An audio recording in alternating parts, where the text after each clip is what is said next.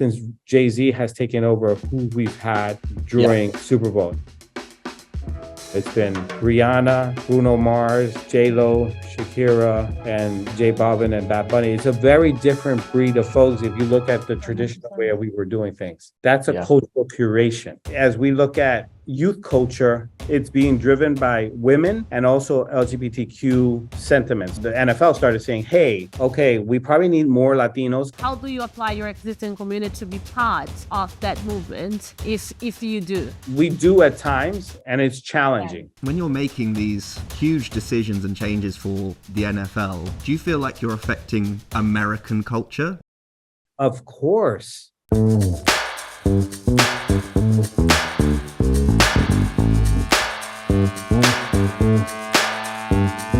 Hi everyone, welcome to Beyond Marketing, the podcast. I'm Mara Genovese. I'm the founder and CEO of MD Empower, a global integrated market agency.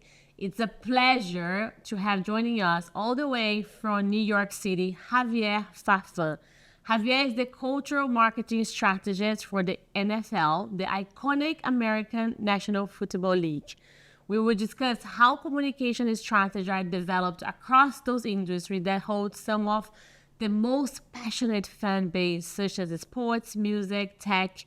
And to co-host this exciting episode with me today, I have the pleasure to have for the first time, and I still don't believe that's the first time. I thought he was here before, but actually not. So he's our strategy director, Joe McLeod. I got it right. So welcome, Joe. I'm so excited to have you here. How are you feeling? Excited. Yeah, I've got a good one. So thanks, Javier. I'm very excited to speak with you. Yeah, nice to meet you guys. And I'm excited to speak to you guys too also. Amazing. Javier, I think I always love to start every episode of our podcast, to ask my guests first for a quick intro. So if you can do just a quick intro about yourself before we get into our conversation, that will be wonderful, so that our listeners can get to know more about you. Yes. So my name is Javier Farfan. I am the cultural strategist for the NFL, which I think is a loaded title. So you guys are probably going to ask me what does that actually mean? But I spent the past, 25 years in marketing in some form or fashion. I've worked over the past 25 years in organizations like Verizon, PepsiCo, Microsoft, and Viacom, really in all aspects of brand marketing and integrated marketing. And the past few years, I've also been a professor. So I actually teach at Syracuse University in their School of Communication, Newhouse. And then I've also taught some courses at NYU Stern School of Business and Seton Hall Stillman School of Business, all within marketing. So, I love what I do, and it's been an amazing journey in my career. And I think it led me up to this role that I have at the NFL currently. And you were right. So my question to you is just explain to me the title that you have now at NFL and how does it apply on the day-to-day? So what exactly that means for NFL? Yeah. So I'm going to start with what the challenges are for the business, and then I'll tell you how I got. So let's start there, and then we'll talk about how I got here. So there's two different ways of thinking about it. So, you have to think about the country that we're in, the United States, right? And there's really a pivot that's happening in the United States. A couple of things. One, the organization the country is becoming much more diverse than ever before. The next 20 years, we will have a bigger, a diverse community than ever before. They're younger. They are, there's much more females that we should be appealing to as we're thinking about this business. And then, there's cultural shifts that are happening as we think about just sexual identity and that side of the world. So all these things are happening, and when we think about where football comes from in the heart of it, we don't think about those audiences, right? We think about a traditional American male audience due to the sport. Mm-hmm. So to really make sure that we future-proof the business, we need to start pivoting how we approach, entertaining and getting a new fan base out there, right? So they've been seeing this for a few years, but it really came to fruition a little bit before the pandemic, and they started to make some key decisions. One of them was bringing in a new CMO, and the CMO, his name is Tim Ellis, comes from Activision, which is not a traditional sports kind of place, right? So think about his point of view as thinking about this business. That's one. The second thing is they hired Rock Nation, that's Jay-Z's company, to do all the music for the NFL. Think about that pivot, right? About how we think about music and football. And then they started thinking about what is this new marketing organization going to look like to help that. My job in particular, knowing these dynamics, is to help them future-proof the business. How do we start thinking about that brand from those cultural ecosystems that traditionally they were not in? So my job is to think about where the brand should go, what are the type of activities, advise, the CMO and other folks in marketing in approaching that and really creating the right type of communication to those communities, but also thinking about just the product that we have, which is football and TV, like the entertainment side of it, and how do we start really speaking to those audiences in an authentic way. So the other side of this whole puzzle is what we just talked about, right? Is Rock Nation. So prior to this, I worked at Rock Nation. So I was an interim CMO for Tidal, their music streaming service. And I did that. I have a agency that like an advisory agency. So I help, folks think about culture in a way, and my career got me there. And they hired me to help them think about organizing themselves so they can actually get more investors and stuff like that in their space. And when they started building the relationship with the NFL, they were like, hey, who knows how to work in the corporate environment? Who understands culture? Oh, Javier, he's worked with us. He understands how that works. We wanted to talk to him. And that's how I got in through those relationships. And they asked me to give myself a title. And I was like, I'm a cultural strategist. And I got my title. So you created your own title then? Correct. Exactly. That's a good way to apply for a new job, right? When you come and then you decided what your title would be. Love this story. And one thing, like, because we listen a lot about like cultural marketing, cultural voices. This is becoming like a very, I don't want to say trend, but we are listening more and more brands wanted to become more culture relevant, right? And being more culture relevant is like how to type into communities that make sense for that brand to work with cultural voice to help them to be more culture relevant. But I'm curious to understand, how does this apply into the football world? Because like I'm telling you from my own experience, right? Because we work with brands of like lifestyle, beauty, technology, fashion, and the list goes on. But I was very curious, like how do you apply a strategy when it comes to sport, especially when you're talking about NFL? Yeah. So I think if we look at traditional brand marketing, right, like there's usually I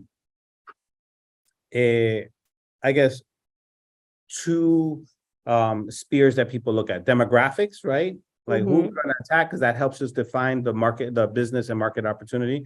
And then psychographics, what really drives their behavior and the emotions, right? We all know this, we're marketers, right? So a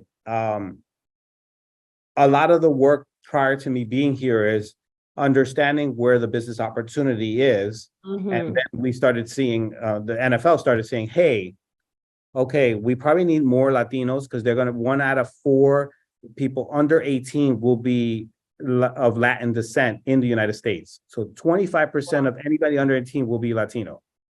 So Wow. we know it's going to be an expedited growth. As we look at youth culture, it's being driven by women and also LGBTQ sentiment. So there's two other communities that's driving culturally, where the country's going. So they understand from a business and demographic perspective, we have to figure that out. Right? Then the marketers go and do all the research and say, okay, I know this is what drives that behavior, and the insights guys are doing that. I come in and I call it let's call it culture graphics.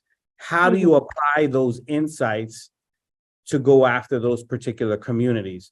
What are the things or what are the tactics, strategies, and products and services that we need to kind of refocus to make sure that young people are still playing the sports, knowing this change? How do we get them excited about the game so then they want to tune in?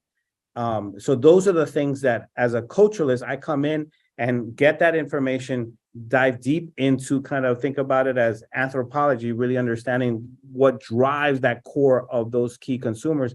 And with digital, people's cultural perspective changes depending on what screen or what community they're talking to. So it's actually a lot more complex than just like, oh, Latinos just like Spanish things in Spanish. We have to think about how they live within this country. So knowing that, then we start really putting things in front. One of the first things we did is football is not accessible to everybody, especially what you see on TV, right?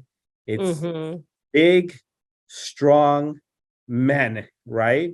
Think of who I'm trying to target, right?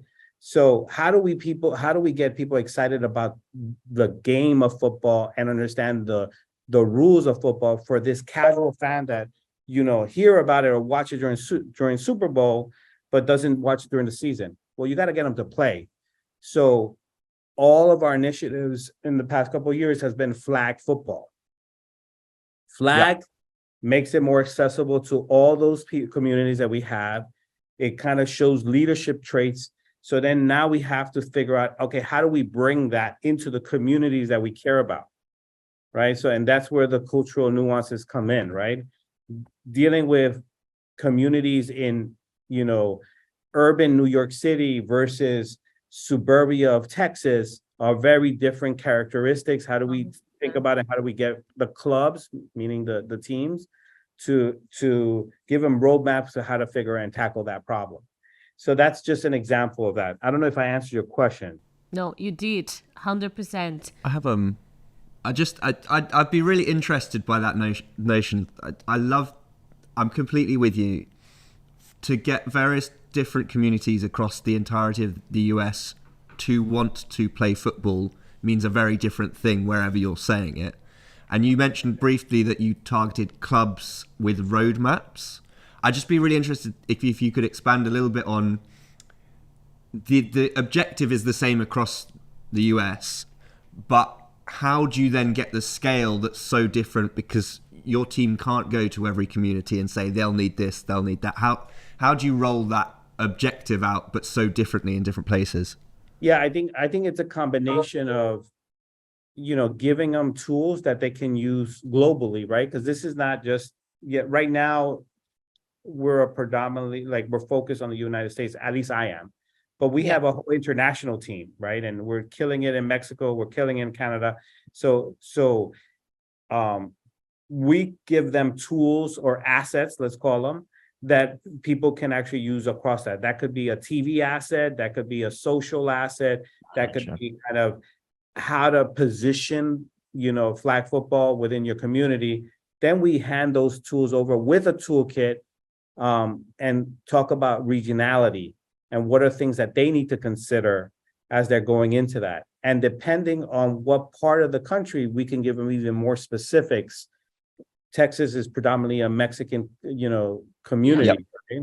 A Mexican-American community. Here's things that you need to know about. Here's influencers and social platforms that you may want to connect to as we're thinking about that. So then we kind of give them toolkits that they actually do. And then they have marketers on their side that, are able to kind of build that out. So we try to start at the top level, give them the strategy and kind of key components, And then we create toolkits that people can actually localize depending on what market. And that's inclusive of international.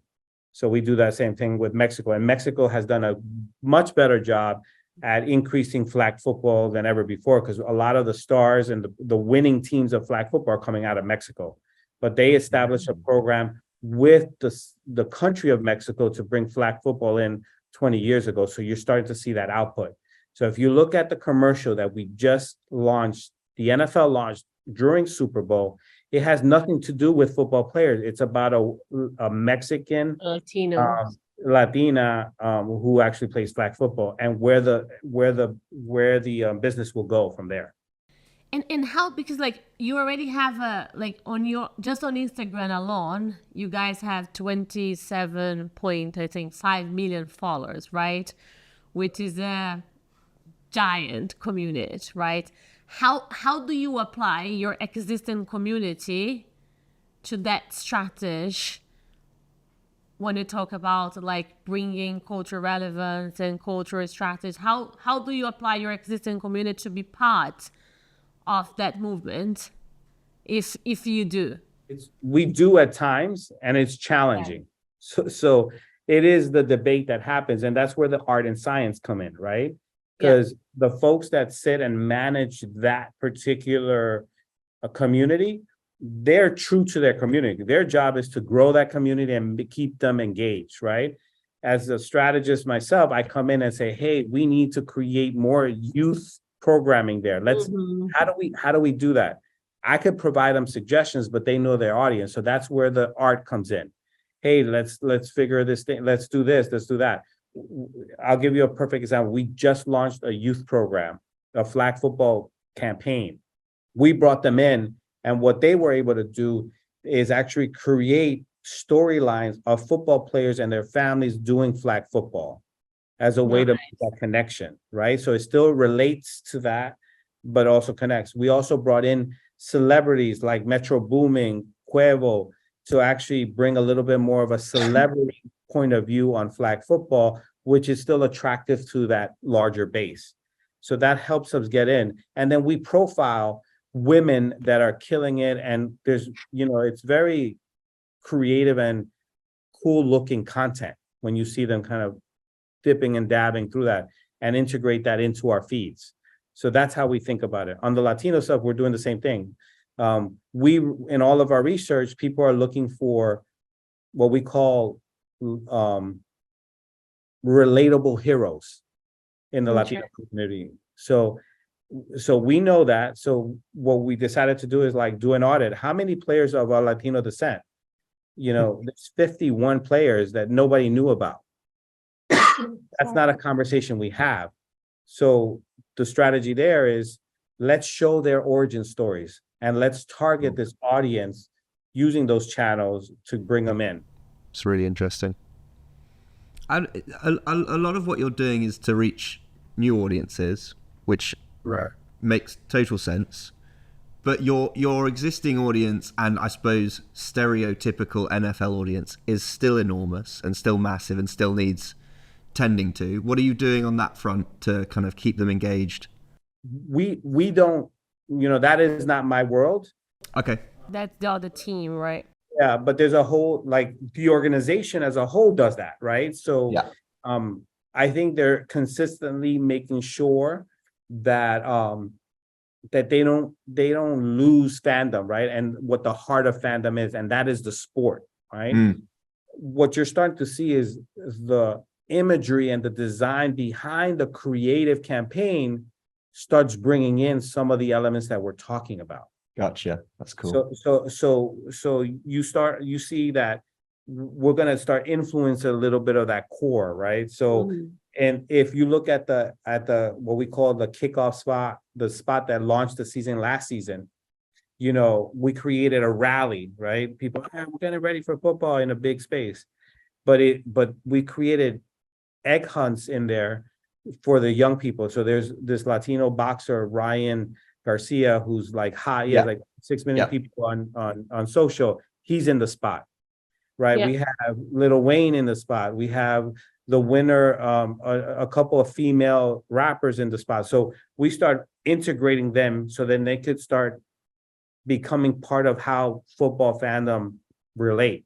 And then we use them as ways to get to those local communities in a more interesting and unique point of view that they understand the audience that sometimes we don't.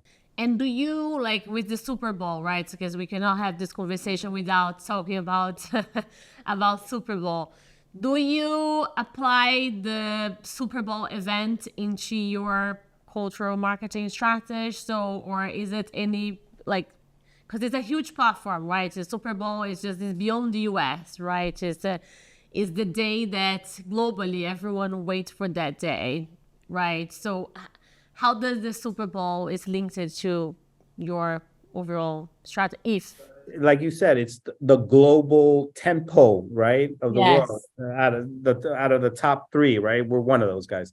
So I could say that, I was brought in to help with the Miami one, knowing the statistical stuff, and so you saw kind of the change of what that was like. That was J Lo and Shakira, and then we brought Bad Bunny before anybody knew who Bad Bunny was, and J Balvin. So you start seeing there was strategic conversations on how do you around tune in a little bit, right? That's Um, fascinating. but when as we think about football is a machine, right? There's a whole army of people that know how to make that happen, that make the big event and stuff like that. And it's going to get its audience due to the partners that we have. I think there's probably three ways we kind of push the growth agenda. One of them is it's the platform that everyone wants to see. So let's make sure everybody gets access to that game. Yeah. Kids, right? Because we got to go after youth. So guess what? Super Bowl will be on Nickelodeon now, on top of CBS. wow, okay. Okay, we got to go after Latinos.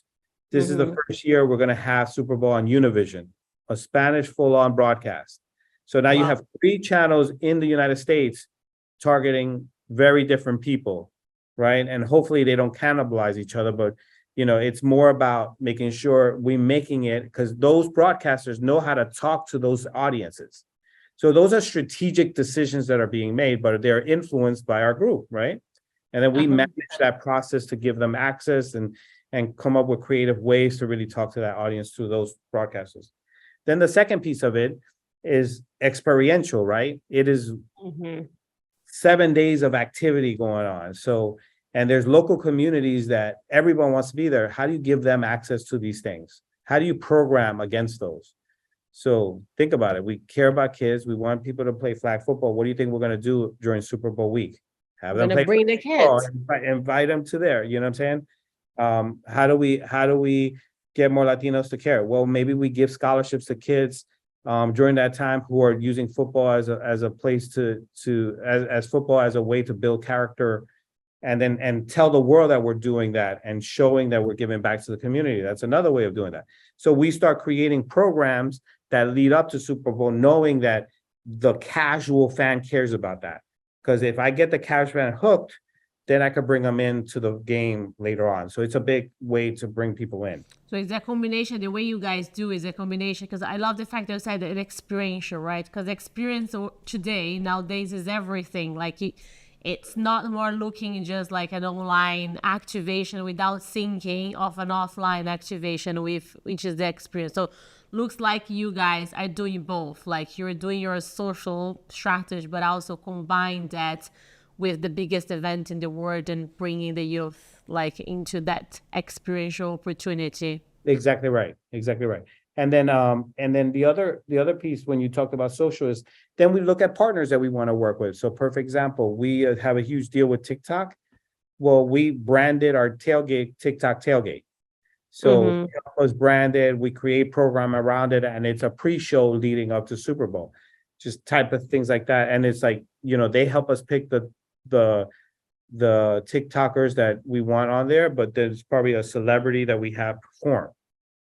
So the first year we did that, we did Miley Cyrus. So that type of stuff. It's not something that you see on TV that everybody's talking about Rihanna. It's the kids that we care about, right? I have the more you're talking about this, the more I think about NFL, and you mentioned at the very beginning, America is changing. more diverse, younger, etc. And the more I think about NFL as just a mirror to American culture and American identity, and it's just a reflection of it in so many ways. In that, you know, Hollywood for millennia since I was a kid has been putting out big beefy men you're with me there.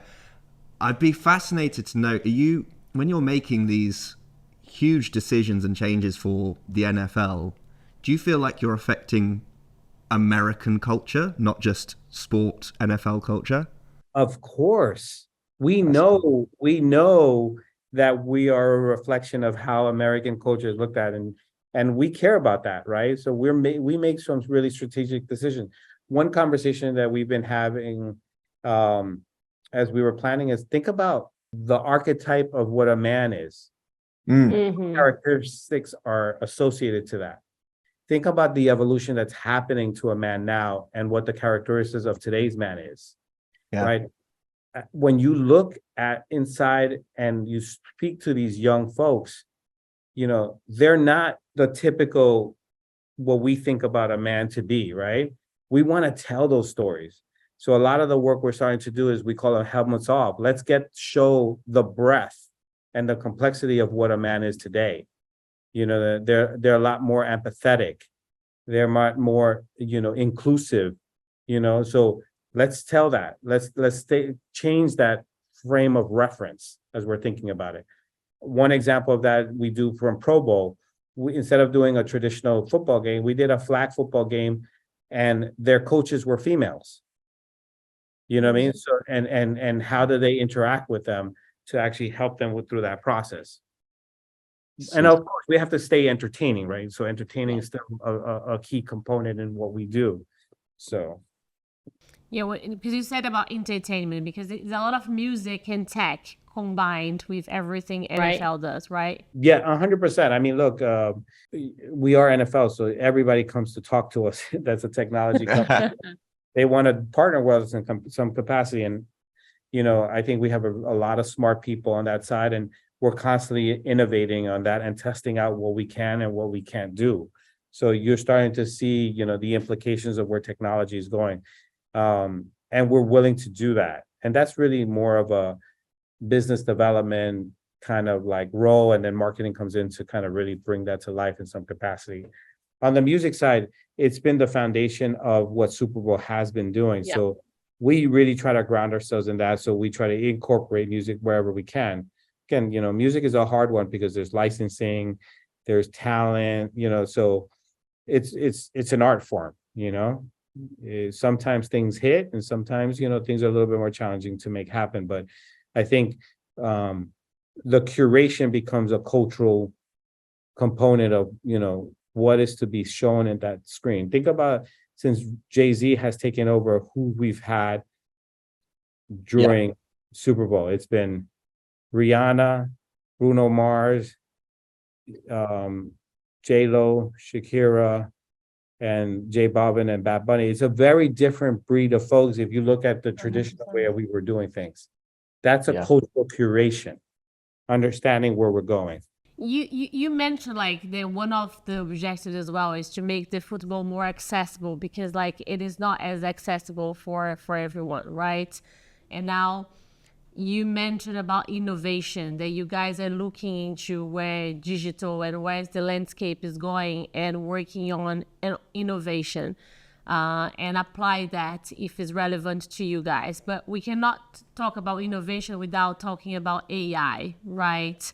So is any, I know you said that is under development, all the innovation you guys are doing, but I would be curious to understand like how the innovation piece will affect what you guys are doing in a good, and I don't know if it's all good ways, because for everything there is a good and a bad, right? So if you don't have the right strategy or the right, you know, plan in place to achieve the success, because the way I see, but just with this conversation, like the metaverse or AI, they will help us to let more people to access events, right? In a virtual world, Tell me a little bit more about that, if you can.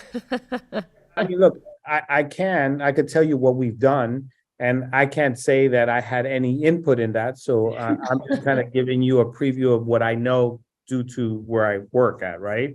Because that's a whole bunch of very smart, talented folks that are talking to a ton of people. But what I could say on one front is that when we think about metaverse, we should be thinking about kind of existing experiences that are virtual already happening that people use every day. Agree. Fortnite, right? That's metaverse, right? Before we made it, that's metaverse. We have a partnership with Fortnite, so we've done a ton of stuff there.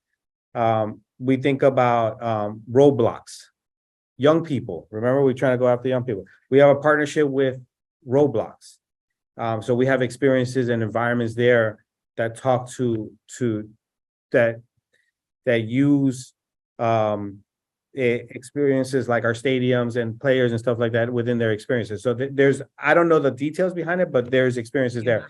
So we're already tackling that in that way. And then I know that we have partnerships with companies that are doing amazing things within like the future of where digital is going. I know we did something during our draft this particular year, and I know this because I actually walked by when we were having it. We partnered with an AI company and we created these visual experiences that the player who gets selected for a team will walk by, and their experience will change depending on where they're from, and the inputs that come out of their particular city, what city they're going to, and it created these environments that were social content that went out. That's probably the most I know about that deal, but I know that we did it and it was the first attempt to that. And there's probably a lot folks thinking about it and working towards it. I think if you're asking, how do we approach it? I think we know we have to experiment, and we're doing that. And we find the right partners that fit our ecosystem to allow us to do that and experiment with that. Got that, Joe? And then I'd be interested, just a really open question. Are you, and if you are, how are you using AI? Myself? Yourself and as an NFL company? Yeah, I think that's the only, as myself at the NFL, I'm not, right? So I have not, but like I said, I'm a professor, right? Yeah. So, I learned very quickly that they're already up on it way before. So I had to play with it, and I had to put it into my curriculum in some capacity. So I have embraced it instead of fought it. And the ways one of the classes I'm teaching is, I kind of teach the business of filmmaking and entertainment. So I apply some of those, some of the class coursework is for them to actually produce things. So I enable them to use those tools to get them going. Gotcha. So at one point I'd had them come up with some ideas from a messaging and scripting perspective. They should be going there, and then we play with how do we edit from there on. When there's certain information that I'm not aware of, I go to the tool to get us that information, and then let's have that conversation. So instead of me being the expert and everything's here and I have to read everything, I use the tool as a way to inform us, and let's have a conversation of what it's saying and what the implications of it from a business perspective is. That's how I tackle that problem. And I have them, and then personally, I have it write some great emails. Yeah. It's very fair. We received one earlier today, and we were trying to work out whether the person who sent it had used GPT, because it felt very GPT. But I still trying to understand why you guys felt it was GPT, because of the it just didn't fit him. Didn't fit him. Okay. Because so we were debating, and I was like, but how you guys are so sure? Yes, but people are using and here at MG, our social media team, sometimes when we have to work to write press release or social media content, we're testing, as you said, because if you don't test, how are you going to learn and understand if it's something that it can add value? There's nothing that you can, like, I truly believe that when is this, is a new technology or digital changing, we have to embrace rather than, trying to be against it. And embrace means like test and learning and go from that and see where it's going to take you. Exactly. Like, it's a really challenging position to be a professor these times, because everybody is as smart as you. Yeah.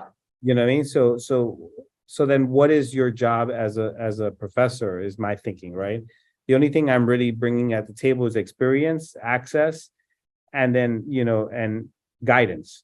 So if you take professorship or thought process in that way, then I think that's how I've been kind of thinking about it. Like, I could tell you how it works.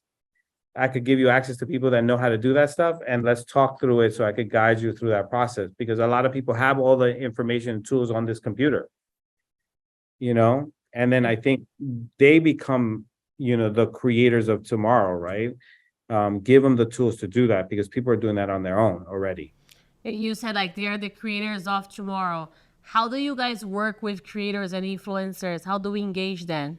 I think it's a value exchange relationship, right? We have a huge asset, right? We have a lot of football games. We have access to things, and in exchange for that, we look for them to help us, leverage the relationship in regards to telling their world about what they see, right? Because they have a better connection with that their whatever community they have. So I think one of them is that, and then the other piece is like, we co-create, I love that. It's a lot of conversation, and it's not as cookie cutter as you would like to be. And 20 years ago when I was in marketing, it was like, here is the playbook, here's what you do.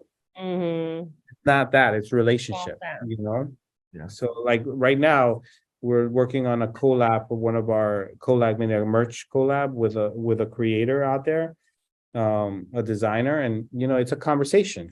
What inspires them, what are we trying to accomplish, how do we get that world out there, how do you get the community excited about it? So it's a lot of creative, it's an art, right? It's an art, yeah. It's a science. And then like here we are truly believing what is that, co-create, this is our word. Like that's how we apply in everything we do. It's just like co-creating with talent, with clients, with brands and designs, because I think that's the best way for you to achieve results is this co-create. It's not just more one individual think on the strategy, on the plan, right? It's how to put it all together. The team here is saying, Mara, you like stop talking.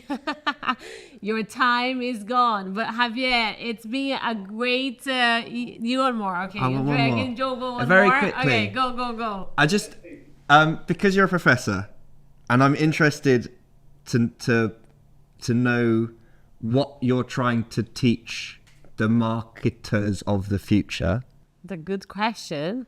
What and you obviously there's functional stuff, but I'd love are you trying to instill in them an ethos, a belief or value system that you think the future of marketers need? Yeah. I try to apply a couple of things.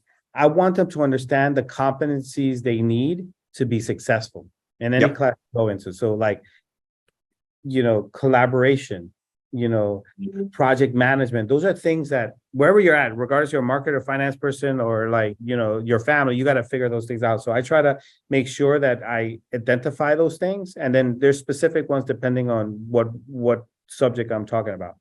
I think the other ones are this idea of giving them practical applications of stuff, and then giving them the tools or frameworks to actually do that type of work. So I give them case studies, and then I give them 2 or 3 tools. Like one of the tools I give people is write a brief for me. That's good. I feel like when I was in school, nobody made me do that. And I constantly am doing that. You know what I'm saying? So I'm like, how do you get better at just informing what you're trying to accomplish, right? so I try to instill those fundamentals and then just apply different types of situations that are in current existing, things that they're seeing in the world. So it is value systems, but I want them to identify what those value systems are to be successful, and then from a practical applications, because the idea of what are the 4 Ps? Nobody gives a shit about. Yes, my God, the 4 Ps is my time. That's a harken back to, Yes. yeah. Okay. Did I answer your question? Yes, you did. Thank you. Okay, cool. Javier, they said like you have to ask this question: soccer or football?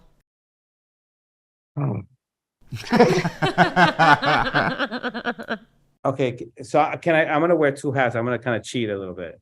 Okay. So in my current day, American football for sure, because I live it, breathe it. I'm actually super excited about it. Like literally yesterday, I'm watching Hard Knocks on HBO, and my wife is like, "Don't you get enough?" And I'm like, so that's that. My son, he's 9 years old. He plays soccer all day, and I think of my past, and I think about what he's excited to see. And soccer is his passion. He's 9, but he cares. Like, he's talking to me about who's going to be winning, the Women's World Cup. Like, he's having these type of conversations with me. So, that there's a soft spot for me there. Good. I'm Brazilian, so for me it's football. Soccer. Javier, that was, thank you. First of all, thank you so much for taking the time. I'm sure you're a very busy guy, having so much to do. And I appreciate that you took the time to speak with us. For me, I don't know you, Joe, but I'm sure it was very, incredible, valuable conversation. I've learned a lot just listening from you. So thank you so much. And yes, so pleasure, Joe. Thank you so much. Thank you, Mara. I'd just say, yeah, I think it's really, I love the fact you're changing the face of the NFL. Yeah. And therefore America as well, or trying to do that. I think it's really, really cool. Yeah, it's cool. It's cool, and it's the purpose behind of what you're doing.